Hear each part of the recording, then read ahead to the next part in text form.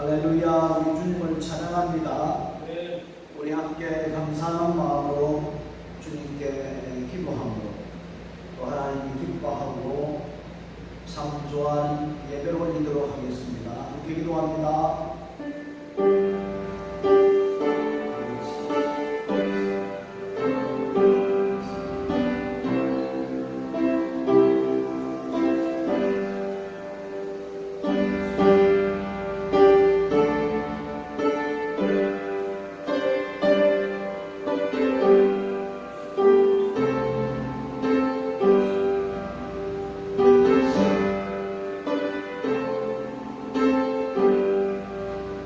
손이 깨끗하며 마음이 청결하며 뜻을 허탄한 데 두지 아니하며 거짓 맹세치 아니하는 자로다.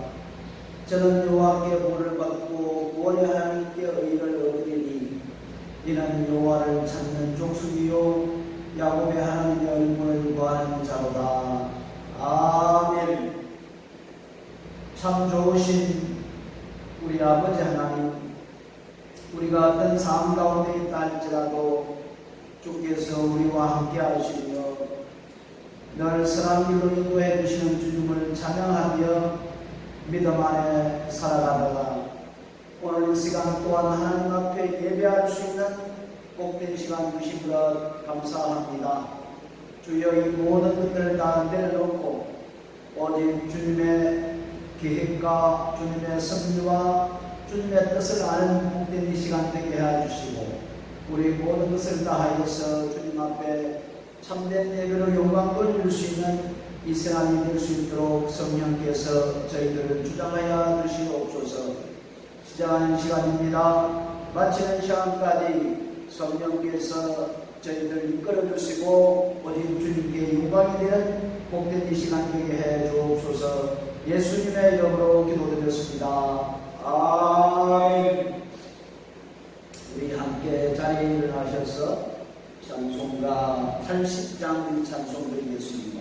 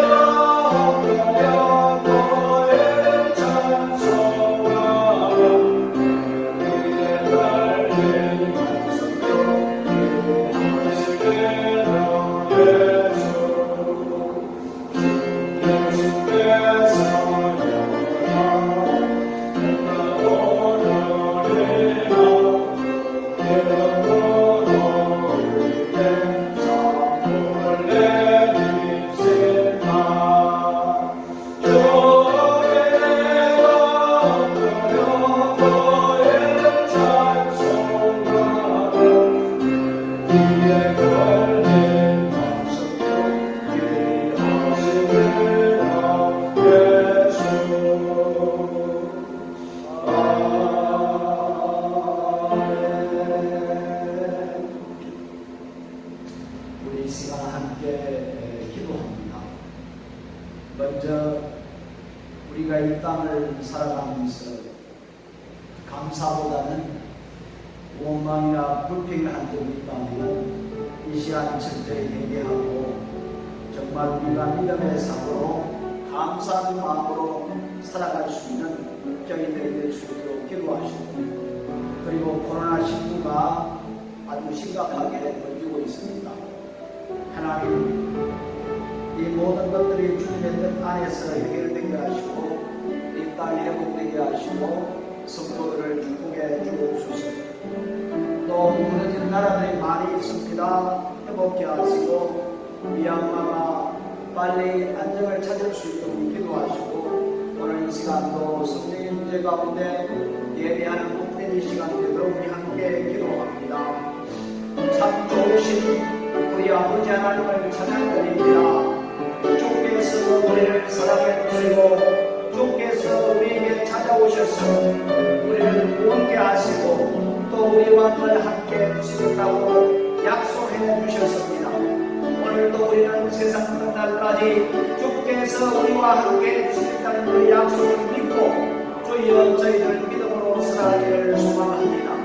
그런데 아버지 하나님, 우리가 이 세상을 살아갈 때에 떠나지 않는 여러 가지 일들을 만나며 어려운 상황을 만나며 우리 앞에 정말로 큰 것들이 나타나서 우리를 힘들게 하고 어렵게 할 때가 참 많이 있습니다. 그러나 아버지 하나님, 저희들에게 주께서 담대한 믿음을 허락해 주시어서 아버지 하나님이 어떤 일을 만나더라도 주님의 그 아름다운 눈을 통하여서 하나님의 마음을 통하여서 우리가 그 모든 것을 바라보며 하나님의 뜻을 따라 기도하며 나갈 수 있는 저희들에게 인도하여 주옵소서. 그렇습니다. 아버지 하나님께 우리가 어떤 상황을 만나더라도 기뻐하며 기도하며 감사할 때에 주께서 우리에게 큰 축복으로 함께 해주시리라 믿습니다.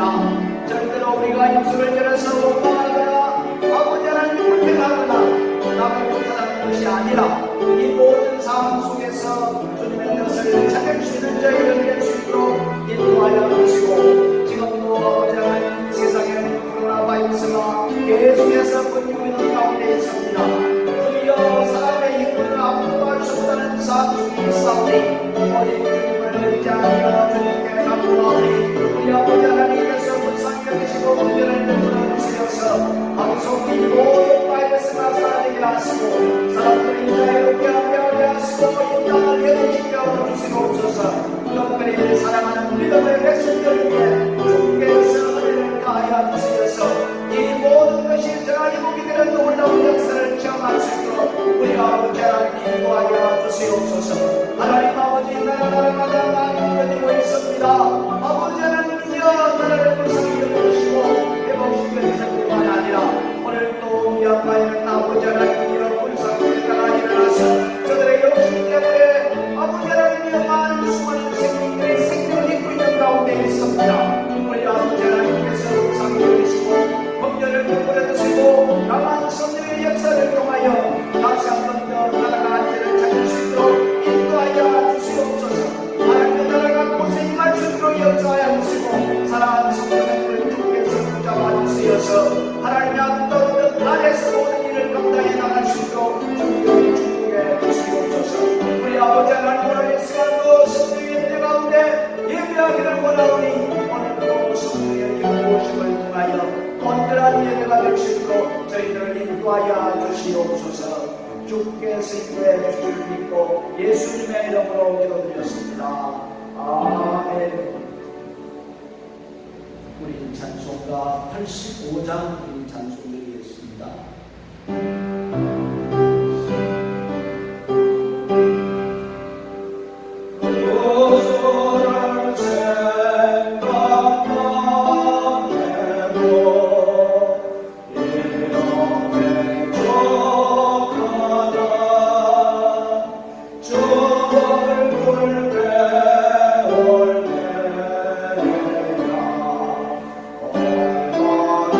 주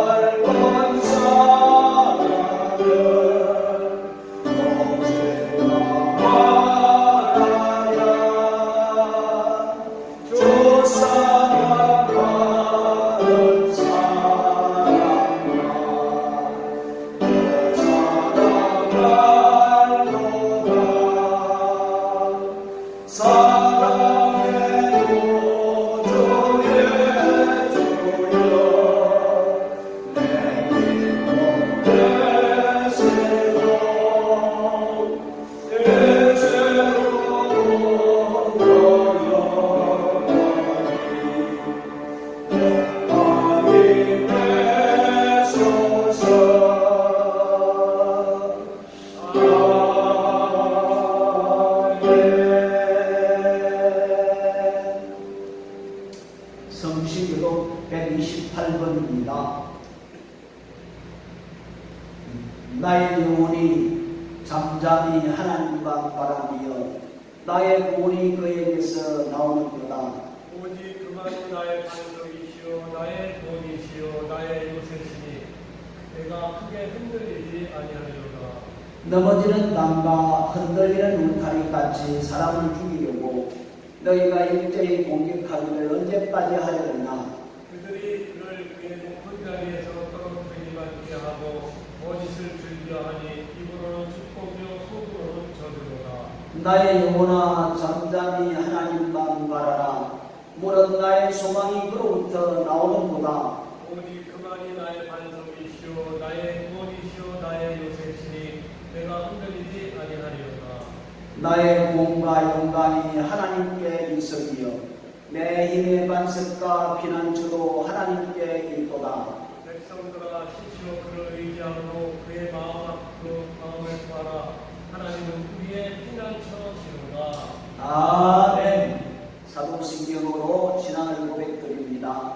나는 전능하신 아버지 하나님 천지의 창조주를 믿습니다. 나는 그의 유일하신 아들 우리 주 예수 그리스도를 믿습니다. 그는 성령으로 잉태되어 동정녀 마리아에게서 나시고 본디오 빌라도에게 고난을 받아 십자가에 못 박혀 죽으시고 장사된 지 사흘 만에 죽은 자 가운데서 다시 살아나셨으며 하늘에 올르시어 전능하신 아버지 하나님 우편에 앉아 계시다가 거기로부터 살아있는 자와 죽은 자를 심판하려 오십니다. 나는 성령을 믿으며 거룩한 공교회와 성도의 교제와 죄를 용서받는 것과 몸의 부활과 영생을 믿습니다. 아멘. 찬송가 94장입니다.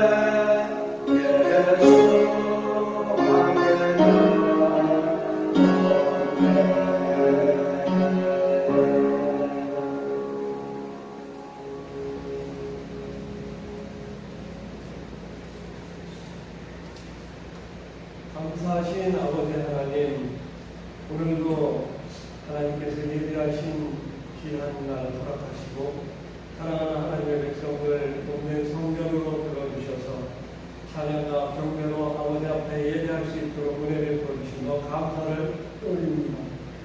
아버지 하나님, 저희들이 이 팬데믹 가운데서도 하나님의 은혜로 이렇게 살아오고 있습니다. 깜깜하고 답답하고 여러 가지 어려운 환경 가운데서도 하나님께서 예비하신 하루하루의 삶 가운데 주님과 더 가까워짐을 느낍니다. 하나님, 이 팬데믹 기간에 주님의 은혜를 생각하며 더욱더 가까이 다가가는 저희 모습 될 수 있도록 도와주시옵소서. 사랑의 아버지 하나님, 우리가 이런 이 땅에 살아가면서 그동안에 누렸던 모든 것들을 기억합니다. 풍요와 여유로움이 그동안에 얼마나 감사했는지 저희는 이제 느낄 수가 있습니다. 1년여에 걸쳐서 이 코로나 팬데믹으로 인하여 막혀있는 이 땅을 바라볼 때에 답답하지만 가정에서 지나간 그때의 그 모든 풍요로움과 여유가 하나님의 은혜임을 기억합니다. 하나님 또한 아름다운 예배를 통해서 하나님께 찬양했던 그 시간들이 너무나 소중했습니다. 하나님, 이제 다시 한번 하나님의 은혜로 다시 모여 하나님께 찬양과 경배로 예배하며 아름답게 예배드릴 수 있는 시간을 허락하여 주시옵소서. 사랑의 아버지 하나님, 우리 대한민국을 보살펴 주시옵소서. 국가적으로 위기입니다. 하나님, 이 모든 것들이 하나님의 뜻 안에서 이루어지는 줄 압니다. 그동안에 악의 무리들이 숨어있던 것들이 모두 드러나며 이제 과연 진정한 하나님을 경외하며 하나님을 두려워하며 국민을 섬기는 자가 누구인가를 판단하게 됩니다. 하나님, 이제 모든 것들이 주님의 은혜 가운데서 다시 회복되게 하시고 자유와 민주, 정의와 공의가 다시 세워지는 귀한 나라로 발전할 수 있도록 하나님 강권하여 만져 주시옵소서. 사랑의 아버지 하나님, 우리 보라카의 하나님을 축복하시고 이 땅에 16년 세워주신 것 감사합니다. 하나님, 하나님께서 귀 있으신 우리 담임 목사님 강건함으로 지켜주시고 말씀의 능력을 더하여 주셔서 하나님께서 주신 귀한 사명, 열방을 향한 선교의 사명을 한 걸음 한 걸음 더 나아가 발전시키는데 조금도 부족함이 없도록 하나님 지키고 보하여 주시옵소서. 그러므로 지금 막혀있는 여러 가지 팬데믹으로 인한 선교들이 다시 한번 회복되어 모든 곳에 하나님의 말씀과 복음을 전파하는 기동이 될 수 있는 저희 보라카이 한인교회와 우리 목사님에게 도와주시옵소서. 사랑의 아버지 하나님, 이 기간 동안 처소에서 예배를 함께하는 이 사랑하는 성도들 동일한 은혜 허락하시고 이 말씀의 은혜의 시간 되어 하나님 앞에 감사하는 귀한 시간 되게 하옵소서. 모든 것 감사하며 예수 그리스도 이름으로 기도드립니다. 아멘.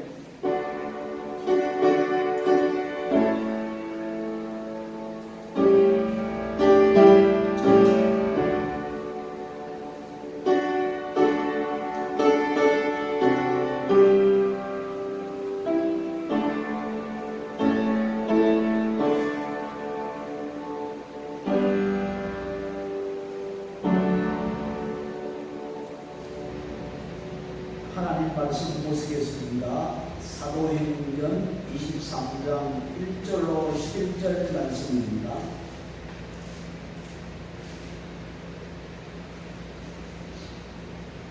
사도행전 23장 1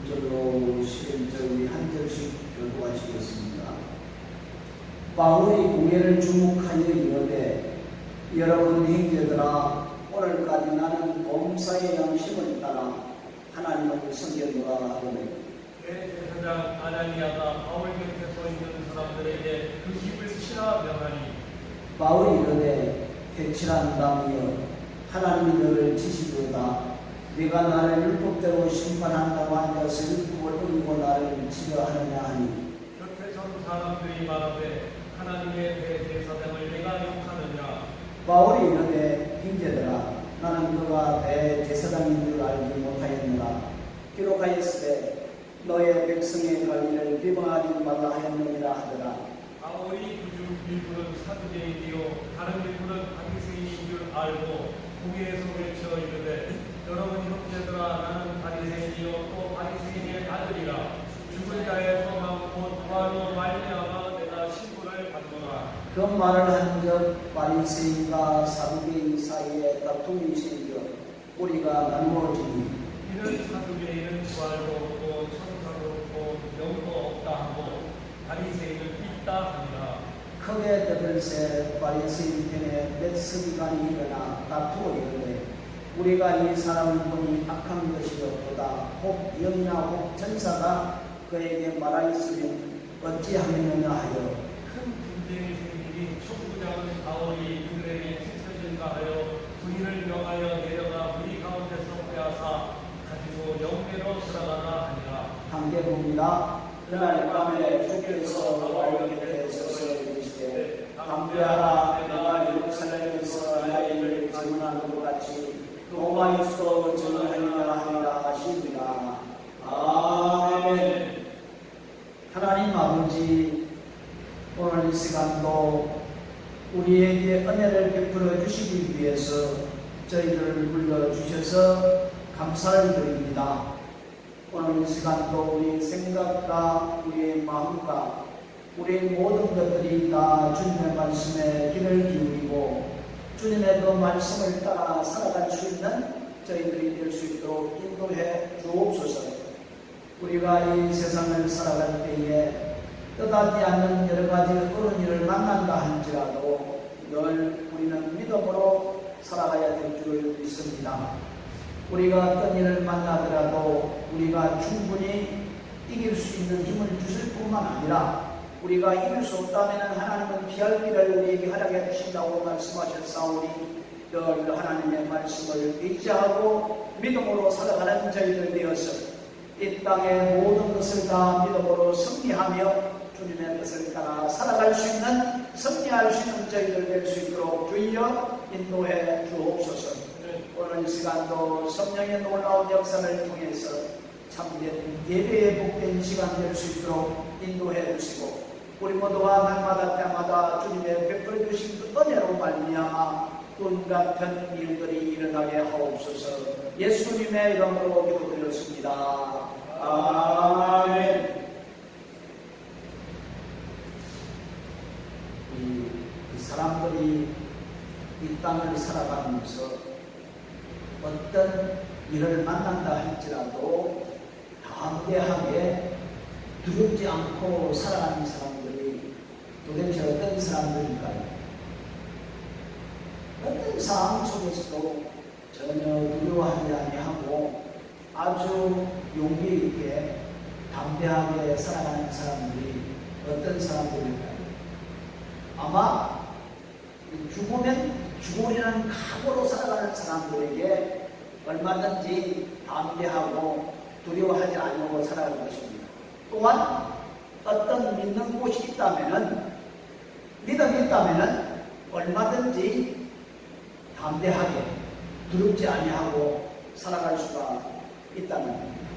사도 바울은 어떤 상황 속에서도 그리스도를 전가하는 일에 있어서만이 아주 담대했던 것을 볼 수가 있습니다.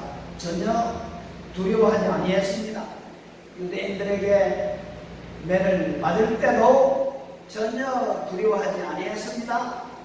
로마의 군인들의 체포를 당하여 신문을 당할 때도 전혀 두려워하지 아니했습니다. 오늘 대제사장의 법정 앞에서도 그는 두려워하지 아니했습니다. 사도 바울을 두렵게 할 수 있는 것은 세상에 아무것도 없었다는 것이지요. 오직 사도 바울은 누구를 두려워했느냐? 예수 그리스도를 두려워했다는 말씀입니다. 그렇습니다. 사도행전 우리 20장 30절 말씀에 보면은 이 사도 바울이 로마 정부장에 의해서 체포를 당하고 그리고 신문하기 위하여 이 정부장이 공회를 소집했습니다. 여러분, 이 공회가 어떤 곳입니까? 이 공회라는 것은 유대인의 최고 법정이라 할 수 있는 대법원이라 이렇게 볼 수가 있죠. 이 공회의 회원은 72명으로 구성이 되어 있습니다. 그런데 참 희한하게도 이 바울이 옛날에 이 공회 회원이었던 것을 볼 수가 있거든요. 20년 전에, 23년 전에 아마 이야기일 겁니다. 23년 전에는 이 바울이 이 공회 회원으로서 재판에 참여했던 것을 볼 수가 있는데 오늘은 어떻습니까? 공회 앞에 이제 피고인으로 앞에 서게 됐던 것을 볼 수가 있습니다. 그런데 물론 공회가 다른 일들도 했겠지만은 주로 성경에 기록된 그 공회에 했던 역할을 보면은 대부분 예수님을 반대하기 위한 하나의 강력한 집단으로 드러나 있다는 것을 볼 수가 있습니다.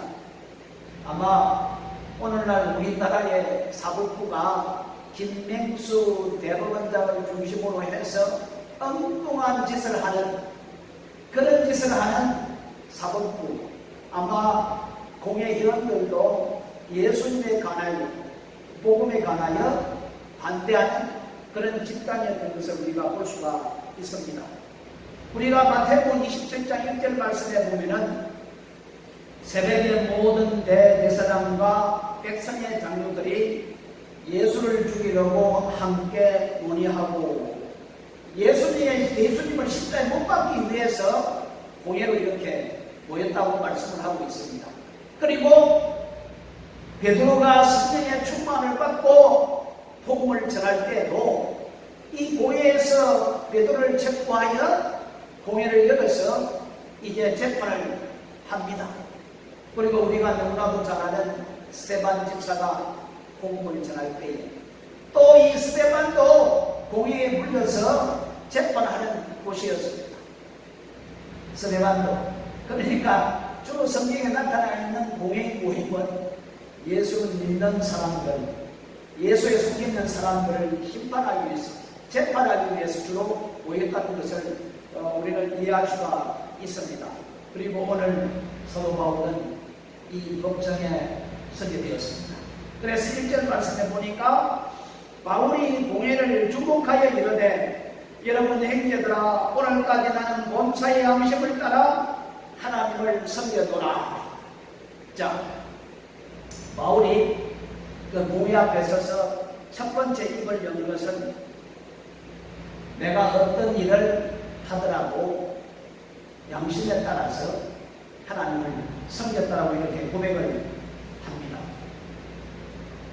자, 이 말은 바울이 공회 회원으로 있다가 그 회원을 떠날 때부터 지금 이 시간까지 내가 선한 양심을 따라서 하나님을 섬겼다라고 이렇게 고백하는 것을 볼 수가 있습니다. 여러분, 오늘 여기에서 바울이 고백하는 이 양심이라는 것이 어떤 양심일까요? 성경에 보면은 여러 가지 양심이 나와 있습니다. 뭐 더러운 양심, 과인 맞은 양심, 선한 양심 이렇게 좀 많이 나타나 있는데 여기서 말하는 바울의 양심은 우리 고린도후서 1장 22절 말씀에 보니까 우리가 세상에서 특별히 너희에게 대하여 하나님의 거룩함과 진실함으로써 하되 육체의 지체로 하지 아니하고 하나님의 은혜로 행함은 우리 양심에 증거하는 바 이것이니 우리의 자랑이라. 보십시오. 양심을 따라서 이 선한 양심은 신앙적인 양심이라 말씀할 수가 있고 예수 그리스도의 양심을 따라 살았다는 것을 말씀해 주고 있습니다.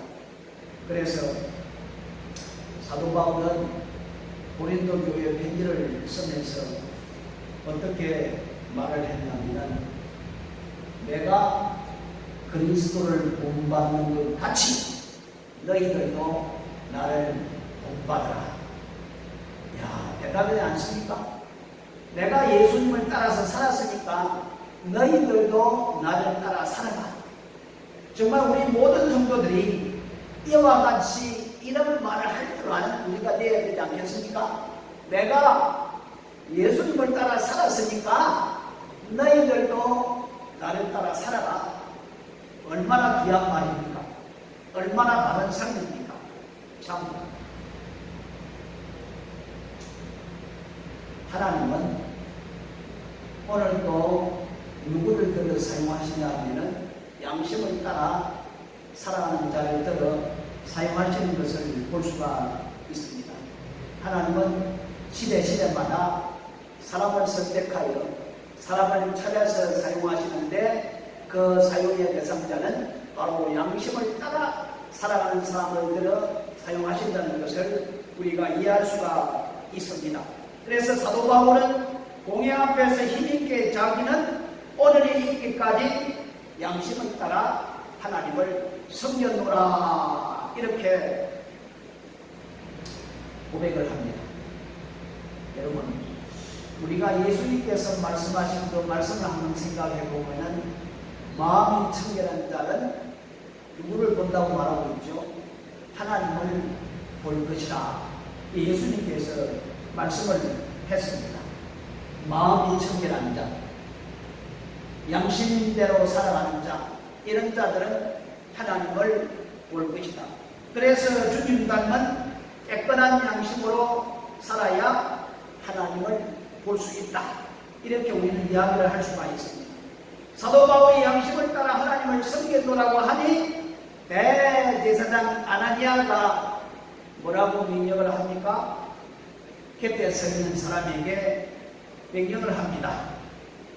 바울의 입을 쳐라. 왜일까요? 바울이 선한 양심을 따라서 하나님을 섬겼다고 했는데 아마 그 대제사장의 그 마음속에 뭔가 찔린 것 같습니다. 찔리니까 바울의 입술을 치라고 명령을 했지 않을까요? 아마 그런 생각이 들었을 겁니다. 여기가 어디라고 감히 죄인이 죄수가 함부로 큰 소리를 외치냐.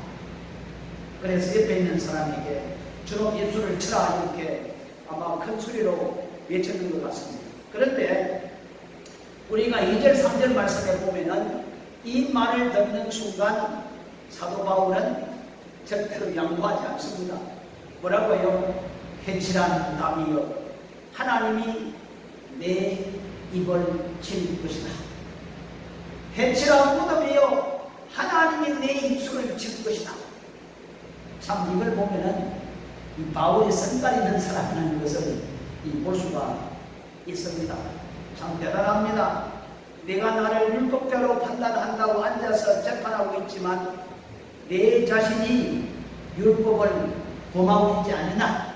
바울은 이렇게 말하고 있습니다. 우리는 여기서 사도 바울의 법정도 두려워하지 않고 재판도 두려워하지 않고 사람의 권력이나 사람의 모든 권세도 두려워하지 않는 모습을 볼 수가 있습니다. 참 대단하죠, 여러분. 법정에서나 사람의 권세 앞에서나 전혀 두려워하지 않는 모습을 볼 수가 있습니다.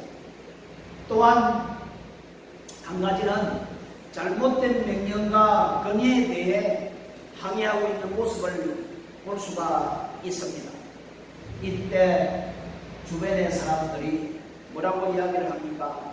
4절 말씀에 보니까 네가 어떻게 감히 하나님 대제사장을 비판할 수 있느냐? 주위에 있는 사람들이 대제사장이 어떤 말을 했는가에 대해서 관심이 없어요. 대제사장이 율법을 어겼는지 어기지 않는지 그 관심이 없어요. 그렇지만은 그 대제사장의 권위에 대해서 지금 말을 하고 있다는 것입니다.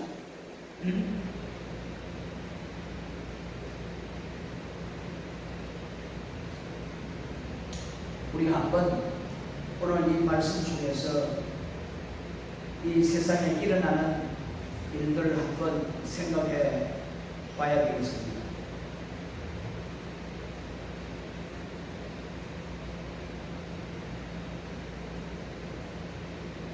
사람들의 관심은 대제사장이 한 말이 옳으냐 그런가에 관심이 없습니다. 문제는 네가 어떻게 하나님의 대제사장의 권위에 도전하느냐, 대제사장을 욕할 수 있겠느냐 하는 이런 질문입니다. 우리는 가끔 억울한 일을 당합니다. 때론가 부당한 대우를 받을 때가 있습니다.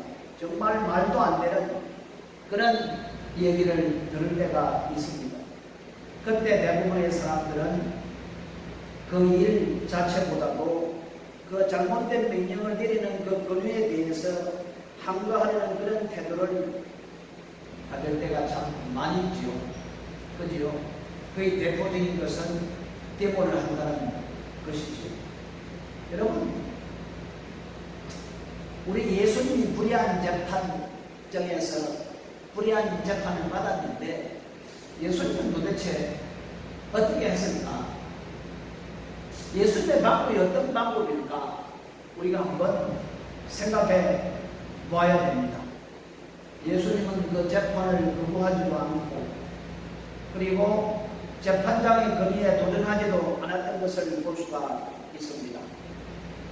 불의한 재판을 받으면서 불의한 재판관 앞에 순수하게 그것을 받아들였던 것을 볼 수가 있습니다. 자, 우리 5절과 6절 말씀에 보면은 이 사도 바울은 갑자기 자기 입장을 바꿉니다. 왜냐하면은 그 말한 사람이 대제사장이라고 말을 하니까 자기 입장을 바꿉니다. 그 권위에 순종한다는 것입니다. 잘못된 권위라 할지라도 하나님께서 주신 권위를 무시하거나 허물어뜨려서는 안 된다는 것을 말씀해 주고 있습니다. 여러분, 하나님은 가정의 부모에게 권위를 주었습니다. 잘났든 못났든 하나님께서 그 가정에 부모로 세워 주셨습니다. 그렇다면 그 권위에 순종을 해야 된다는 것이죠. 안 그렇습니까? 아버지가 하나님의 말씀에 어긋나는 것, 그런 것은 우리는 지킬 수 없지만은 그 외에는 그 아버지의 명령에 우리가 따라야 되지 않을까. 왜냐하면 하나님은 부모에게 그 권위를 주시기 때문에 그렇다는 것입니다.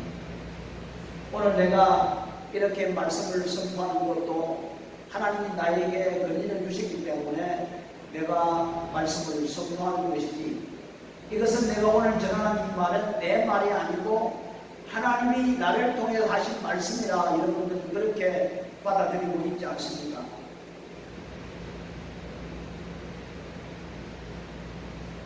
또한 권위를 가진 사람은 그 권위를 잘 사용을 해야 합니다.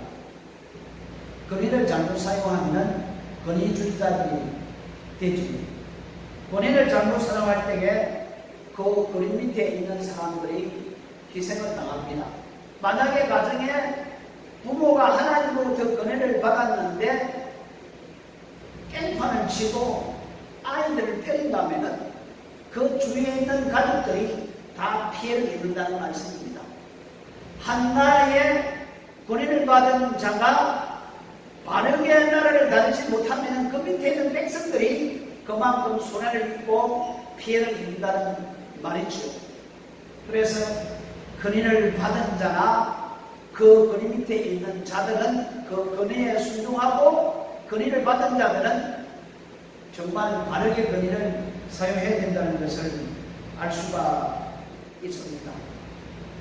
정부에게 건의를 주었다면 또 백성들은 그 건의를 인정하고 또 건의를 받은 사람은 그 건의를 잘 사용해서 백성들이 잘 살 수 있도록 하는 것이 그렇습니다. 그런데 건의가 타락되었거나 건의가 잘못되었을 때에 그리스도는 어떻게 하는 것이 참 좋을까요? 이것이 숙제입니다. 건의가 타락되었고 건의가 잘못되었을 때에 그리스도인들은 어떻게 해야 하는 것이 정말 정당한 방법인가? 한번 여러분들이 생각해 보시기 바랍니다. 어떤 분이 이런 질문을 제게 했습니다. 여자아이가 12살 먹은 여자아이가 미성년자지요 떠나지 않는 추행을 당해서 임신을 했다.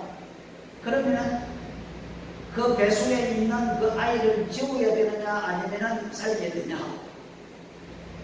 목사님은 어떻게 하면 좋겠습니까? 이렇게 질문을 했습니다. 우리에게 두 가지가 있거든요. 절대 진리와 상대 진리가 있다는 겁니다.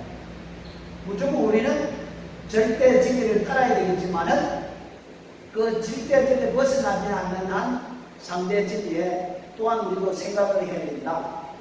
이렇다 저렇다 내가 대답을 안 했지만은 이 건의가 타락이 되고 건의가 잘못됐을 때에 우리의 믿음의 사람은 어떻게 해야 되겠는가? 우리가 성경을 통해서 우리가 알아야 될 것을 볼 수가 있습니다. 자, 6절부터 8절 말씀에 보면은 이 사도 바울은 방법을 바꿉니다. 대제사장에게 격렬하게 항의를 하던 모습을 순식간에 바꾸어버립니다.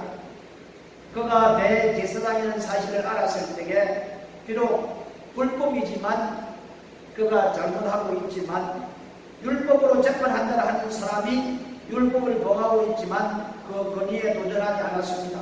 그리고 다른 말을 합니다. 진리를 선포합니다.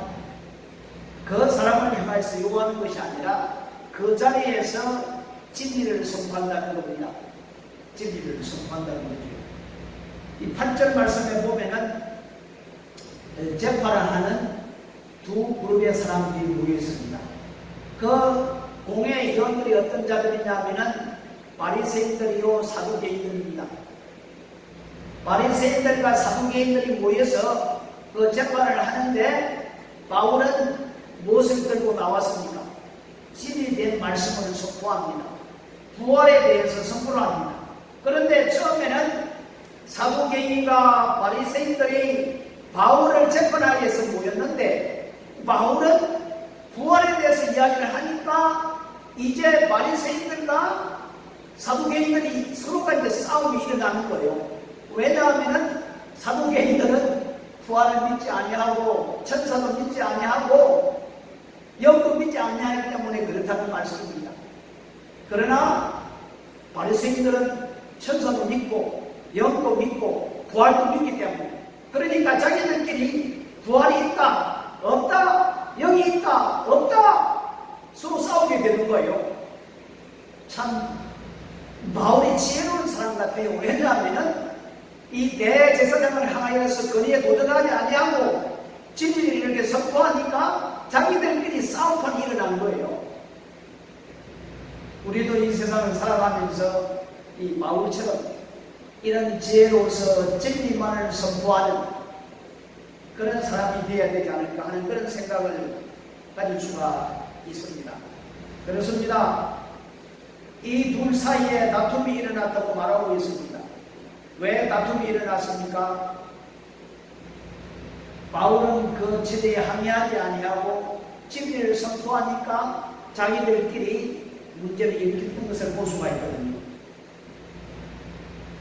우리가 악한 구조 속에 악한 체제 속에 있을지라도 그 체제에 도전하면 큰 문제가 있을 수가 있습니다. 뭐 혁명을 일으킨다든지 건의에 도전한다든지 하면 큰 문제가 일으키게 되지만은 오늘 바울이 진리를 선포한 것처럼 우리 하나님은 악을 악으로 갚지 말고 선으로 악을 갚으라고 했거든요. 왜 하나님의 백성이 악한 사람을 죽입니까? 절대로 하나님은 자기 백성들이 들어서 악한 자를 죽이지 아니하고 악한 자를 들어서 악한 자를 죽인다고 말씀하고 있거든요. 그러니까 우리는 이것을 알아야 됩니다. 하나님 방법은 뭔가? 악인들을 심판할 때에 하나님 선한 사람을 들어서 사용하는 것이 아니라 악한 자를 들어서 악한 자를 심판하는 것이 하나님의 방법인 것을 볼 수가 있거든요. 우리가 하나님의 자녀고 하나님의 백성으로서 왜 악한 자들 우리가 저들을 심판해야 됩니까? 악한 자들이 심판할 수 있도록 우리는 진리를 선포하면 된다는 것을 오늘 바울을 통해서 우리는 배울 수가 있다는 말씀입니다. 그렇습니다. 싸움은 싸움을 낳고 폭력은 폭력을 낳고 원수는 또 원수를 낳고 여러분 칼로 적들을 잡아서는 칼로 망하고 그렇지 않습니까 여러분? 이것이 진리인 것을 볼 수가 있습니다. 그러면 내가 악한 구조 속에 빛을 이야기할 때 굉장히 비겁하다고 느껴질지라도 우리는 그런 방법을 써야 된다는 것을 우리에게 말씀해 주고 있습니다. 근위에 도전하는 것이 아니라 근위를 대적하는 것이 아니라 우리는 진리만을 선포하는 것. 그래서 많은 사람들이 순교를 당하지 않았습니까? 왜 많은 사람들이 죽음을 당했습니까? 우리 예수님께서 생명을 일으켰습니까? 우리 예수님께서 권위에 대한 도전을 했습니까? 아닙니다. 우리 예수님은 순수하게 순교를 당했던 것을 볼 수가 있습니다. 여러분, 한국 교회가 많이 부흥된 것은 어떤 이유 때문입니까? 지금 세대의 사람들이 열심히 해서 아니에요. 우리의 믿음의 선조들이 피를 흘려 순교를 당하기 때문에 그 다음 세대들이 복을 받는 것을 우리는 알 수가 있다는 것입니다. 그렇습니다. 우리 9절 말씀에 보면은 바울은 진리편에 서서 부활을 믿는다 한마디를 던졌습니다. 얼마나 간단합니까? 그랬더니 부활을 믿는 바리새파와 부활을 믿지 않는 사두개파가 서로 싸움이 일어났다는 것을 말씀해 주고 있습니다. 여러분, 하나님은 절대로 선한 사람을 들어서 악한 사람을 심판하지 않습니다. 성경에 보니까 악한 사람을 심판할 때는 악한 자를 들어서 심판하는 것을 볼 수가 있거든요. 선한 사람의 손에 피를 흘리기를 원치 않는다는 말씀입니다. 그래서 우리는 오늘 이 말씀을 많이 묵상하면서 정말 우리는 어떻게 살아가야 될 것인가?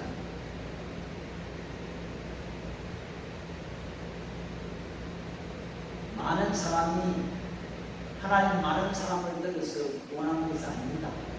여러분 이스라엘 백성을 구원시킬 때에 모세 한 사람을 들어서 이스라엘 백성들을 인도했는 것을 볼 수가 있습니다. 경건한 사람, 기도하는 사람, 빛의 사람, 진리의 한 사람만 들어서 얼마든지 변화시킬 수 있다는 것을 우리는 알 수가 있습니다. 예수님은 결코 로마 정부를 향하여 싸우지 않았습니다. 혁명 세력을 만들지 않았습니다. 예수 그리스도는 바리새인들과 종교 전쟁을 일으키지 않았습니다. 오직 예수님은 십자가를 졌을 뿐입니다. 진리를 선포하고 빛을 선포하고 사람들이 듣든지 아니 듣든지 빛을 선포를 했습니다. 그를 따르는 무리들은 가난하고 병든 자들, 힘이 없는 사람들이었습니다. 그러나 그들이 세상을 변화시켰습니다. 이것이 복음입니다. 이것이 기독교입니다. 10절에 큰 분쟁이 생겼습니다. 처음 분쟁은 사두개인과 바리새인과 바울 간의 분쟁이었으나 그러나 두 번째 분쟁은 자기들끼리의 분쟁이었습니다. 여러분, 정말 우리가 교회가 기도한다면 세상이 변할 줄 믿습니다. 우리가 빛대로 살기만 하면 세상이 변할 줄 믿습니다. 여러분, 이 말을 한번 뒤집어 보십시오. 정말 예수를 믿는 사람들이 믿음대로 살아간다면 세상을 변화시킬 수 있는데 세상을 변화시키지 못하니까 믿음대로 살아가지 못한다는 것을 우리에게 말해주고 있습니다. 여러분, 예배당에 참석해서 예배를 드리고 기도를 드리고 헌금을 드리고 이런다고 해서 하나님을 잘 쓰는 줄 아십니까? 세상에서 행동은 개차반에 하고 옛날 모습으로 살아가면서 교회 나와서 예배를 드린다고 해서 이것이 신앙생활을 잘 하는 줄 알고 계십니까? 정말의 말씀. 나를 통해서 다른 사람들이 변화되어야 돼요. 이것이 되지 않으면 가짜 믿음을 가지고 살아가는 사람이에요.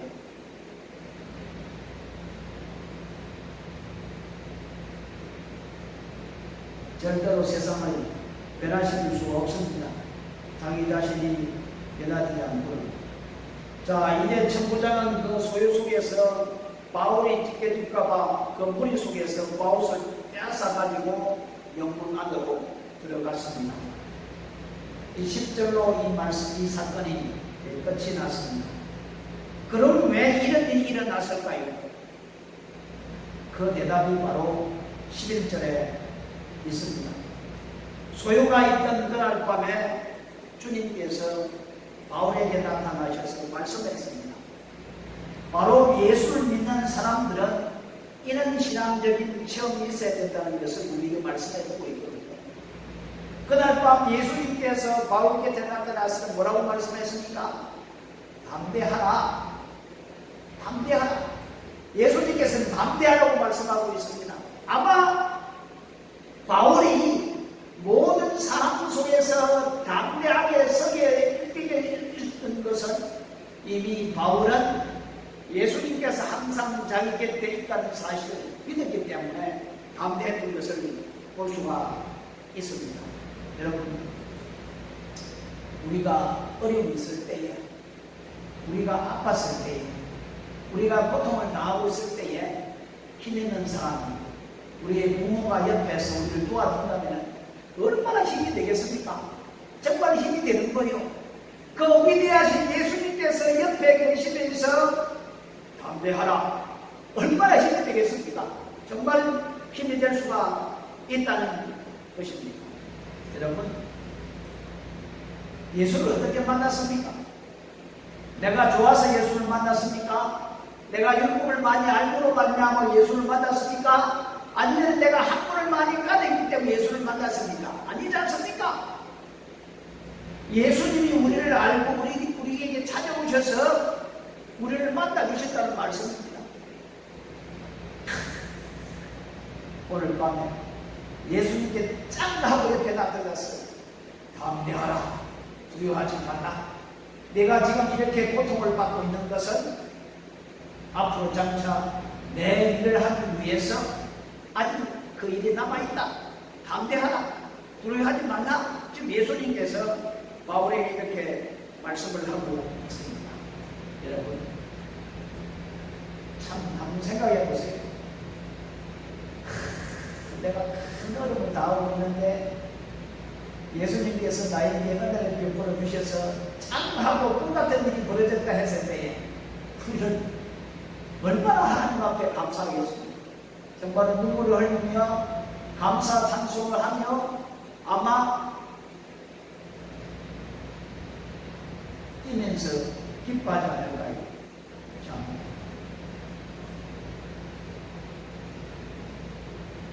예수님은 죽었다가 살아나신 분입니다. 지금도 죽은 분이 아닙니다. 지금도 살아서 역사하고 우리를 만나주시고 우리와 함께 하신다는 사실입니다. 그래서 바울 곁에 서서 얼마나 위로가 되는 말씀입니까? 내 곁에 서신 주님, 여러분들이 병들고 어려울 때에 내 옆에 누가 있다면 얼마나 좋겠습니까? 내가 약할 때에 강한 사람이 옆에 있어서 함께 해준다면 어머니가 내 곁에 있으면 참 좋지 않습니까? 주님이 여러분 곁에 계십니다. 바울 곁에 주님이 왔습니다. 두 가지를 말했습니다. 첫 번째, 담대하라. 이 말은 두려워하지 말고 놀라지 말라. 내가 하고 있는 이 일, 보답받는 있는 이 일에 대하여 두려워하지 말라. 그리고 두 번째는 내가 예루살렘에서 나를 증거한 것처럼 로마에 가서 나를 증거하는 것이다. 참. 그래서 바울의 마음속에는 늘 어떤 마음을 가지고 있었냐 하면 내가 로마도 보아야겠다. 내가 로마도 보아야겠다 하는 강력한 마음을 가지고 있었습니다. 여러분은 무엇을 보아야 하겠습니까? 여러분이 어떤 꿈을 꾸고 있습니까? 바울은 로마에 가야 된다는 꿈을 꾸고 있었던 것을 볼 수가 있거든요. 왜요? 예수 그리스도를 증거하기 위해서 로마에 가야 되겠다 하는 꿈을 꾸고 있었습니다. 여러분은 도대체 어떤 꿈을 꾸고 있습니까? 무엇을 바라보고 있습니까? 네? 그저 결혼해가지고 애기 낳고 그런대로 살다가 죽는다? 참 한심한 인생이지요. 바울은 로마까지 가려는 그런 꿈을 가지고 살았던 것을 볼 수가 있습니다. 참 바울은 늘 사람들을 변화시키는 일에 모든 것을 몰두했던 것을 볼 수가 있습니다. 사도 바울의 이 열정과 이 소망을 준 것은 사도 바울의 자기 생각이 아닙니다. 누구의 생각입니까? 예수님께서 그런 마음을 주셨고 그런 말씀을 주셨고 그런 꿈을 가지고 해주기 때문에 그렇게 된 것을 볼 수 있거든요. 우리도 마찬가지거든요. 우리가 생각하는 것이 아니라 예수님께서 내 곁에 그런 말씀을 해주시고 그런 생각을 가질 수 있도록 해주시고 말미암아 우리가 꿈과 비전을 가지고 나도 바울처럼 로마에 가겠다 이런 비전을 가질 수 있다는 것입니다.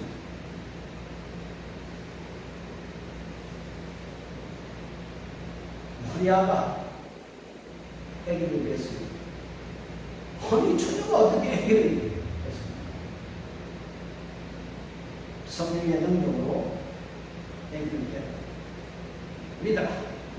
넘지 못할 힘이 없는다. 그렇습니다. 믿는 자에게 넘지 못할 힘이 없다고 말씀하고 있습니다. 그렇습니다. 하나님에게는 넘지 못할 힘이 없다.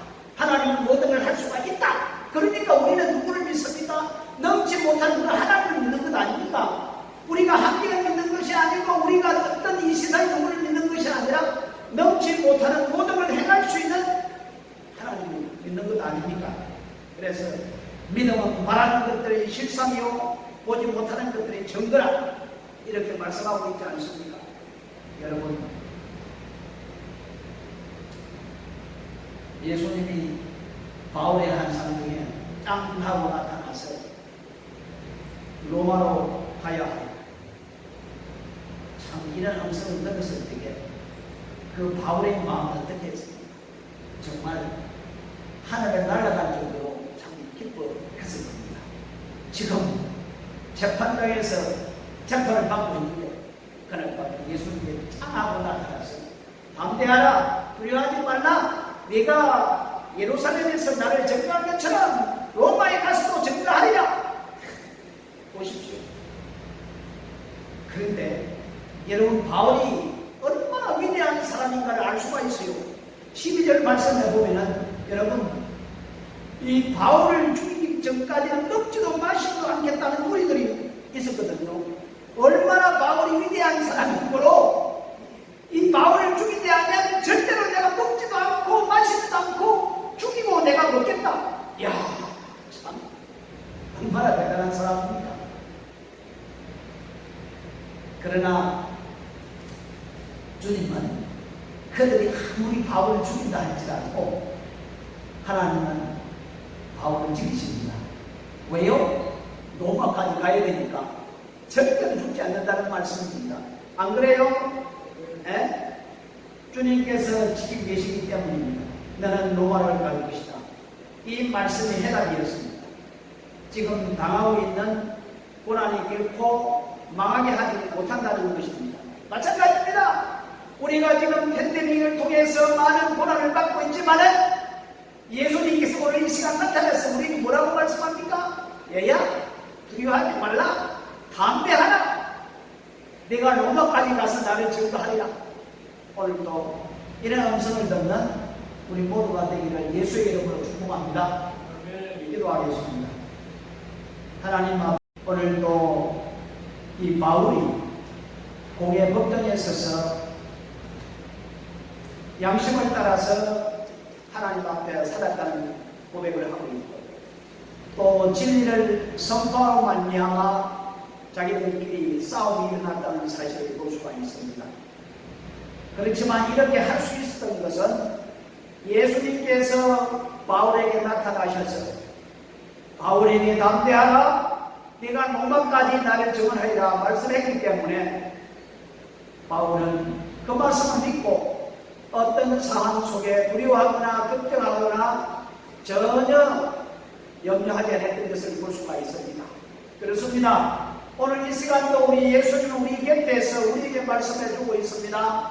담대하라 두려워하지 말라 내가 세상 끝날까지 내가 너와 함께 해주시겠다고 약속해 주셨사오니 우리에게 주신 꿈과 비전을 이루기 위해 우리는 담대하게 이 모든 것을 믿음으로 이겨나갈 수 있는 저희들 될 수 있도록 인도해 주시옵소서.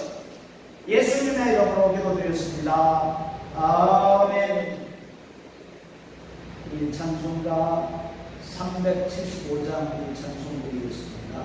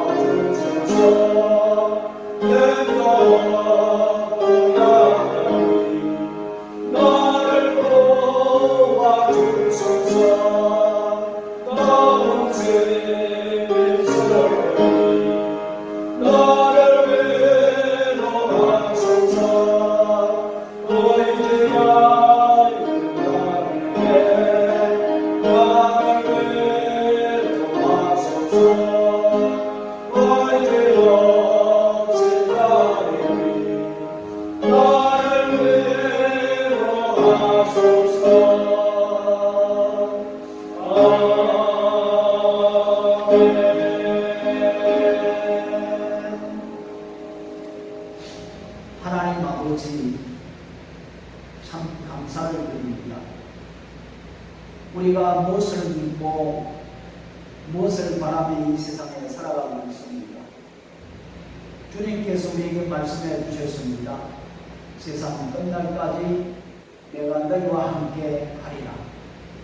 주께서 우리와 함께 해주심으로 말미암아 우리가 이 세상에 어떤 일들이 일어난다 할지라도 우리는 두려워할 필요도 없고 담대하게 살아갈 수밖에 없습니다.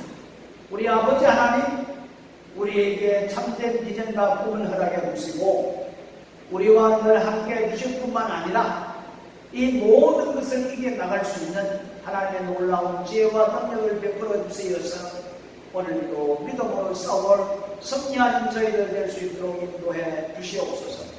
아버지 오늘도 주께서 우리에게 은혜를 베풀어 주시고 또 살아갈 수 있는 여러 가지 방법을 저희들에게 주셔서 감사하며 살아가고 있습니다. 오늘 이 시간도 하나님 앞에 감사의 마음을 담아 적은 문제를 주님께 올려드립니다. 주여 받아주시옵소서. 아버지, 정말 우리가 지금 이 세상을 살아가기 힘들고 어렵지만은 우리 주님께서는 우리에게 피할 길을 주시고 이길 힘을 주신다는 사실을 우리는 믿고 이 모든 것을 믿음으로 승리해 나갈 수 있는 저희들 될 수 있도록 우리 주님 축복해 주시옵소서. 다시 한 번 더 사랑하는 모든 성도들 곁에서 주께서 말씀해 주시옵소서. 얘들아, 담대하거라. 내가 너희와 함께하리라. 내가 너희를 이끌어주리라. 주님 말씀해 주시어서 사랑하는 모든 성도들이 주의 음성을 듣고 용기를 가지고 담대하게 이 세상을 살아갈 수 있도록 인도해 주시옵소서. 뿐만 아니라 저희들 이 모든 시자 저희들에게 전화위복이 되어서 축복을 우리에게 따올 줄 믿습니다. 오늘 이 시간도 주님을 의지하오니 주께서 하는 축복으로 가득 채워 주시옵소서. 예수님의 이름으로 기도드렸습니다. 아멘. 강도 말씀드립니다. 벌써 3월 셋째 주간이 되었습니다. 참 세월은 빠르게 지나가고 있지만은 이 코로나19 바이러스는 멈추지 않고 계속 반복해서 확진자들이 많이 생기고 있습니다. 이 필리핀, 이 마닐라, 메트로 마닐라 중에서 많은 확진자들이 생기니까 이제 또한 4월 20일까지 이제 외국인들 들어오지 못하도록 또 아마 조치를 취할 것 같습니다. 참 이런 소식을 들을 때에 이 보라카에 사는 많은 사람들은 마음이 답답하죠.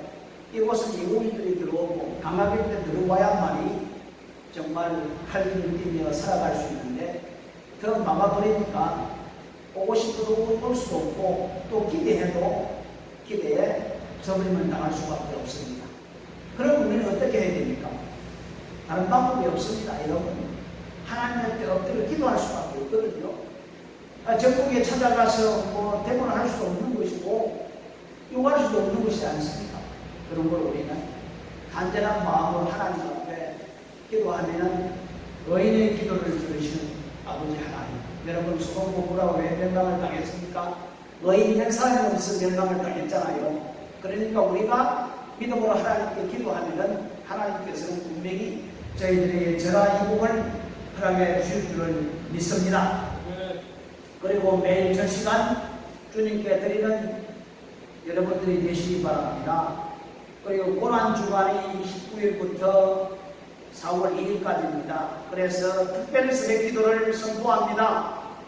우리 특별 새벽 기도 29일부터 2일까지 정말 코로나 사태와 가정과 직장과 사업과 나라를 위하여 기도하는 시간을 가지려고 합니다. 여러분 빠지지 마시고 함께 참여해서 정말 이런 기도를 통해서 하나님의 놀라운 은혜를 체험할 수 있는 시간이 되었으면 좋겠습니다. 그리고 4월 4일은 첫째 주일인데 부활절입니다. 우리 부활절로 지킵니다. 부활절 어떻게 할 것인가 다음 주에 강구해 드리겠습니다. 그리고 특별히 이 나라와 대한민국과 교회를 위하여 열방에 하여 하나님을 대적하고 교회를 대적하는 악한 무리들이 어떤 위치에 있다 할지라도 저들이 무너지고 백성들을 섬길 수 있는 지도자들이 세워지고 하나님의 나라가 세워지도록 내일 여러분들 선포해 주시기를 바랍니다. 그리고 미얀마 군대떡으로 인하여서 폭정이 계속되고 있는데 하루속히 이것이 멈춰지고 안정을 찾을 수 있도록 여러분 기도해 주시기 바랍니다. 그리고 구체적인 기도 제목을 가지고 여러분들 기도해 주시기 바랍니다. 우리 다같이 일어나셔서 찬송가 54장 찬송하고 예배 마치도록 하겠습니다.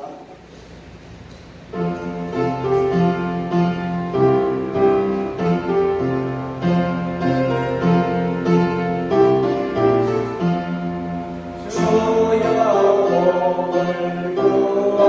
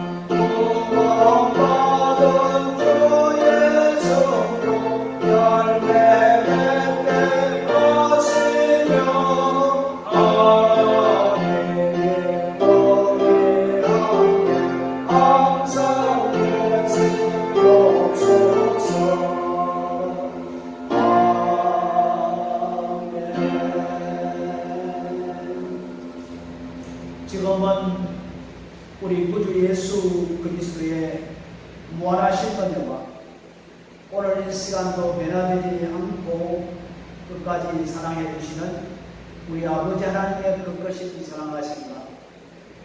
오늘 이 시간도 우리와 함께 하시며 내주하시며 교통해 주시는 성령의 놀라운 역사를 통해서 어떤 상황을 만나더라도 바울과 같이 담대하게 두려워하지 아니하고 믿음으로 살아가기를 원하는 사랑하는 모든 성도들 머리머리 위에와 그 가정과 자녀와 사업자와 일터와 오늘도 복음을 위하여 수고하는 사랑하는 우리 모든 성도사님들 살기 위해와 교회 위에 이제로부터 영원토록 함께 계시기를 간절히 축원하옵나이다. 아멘.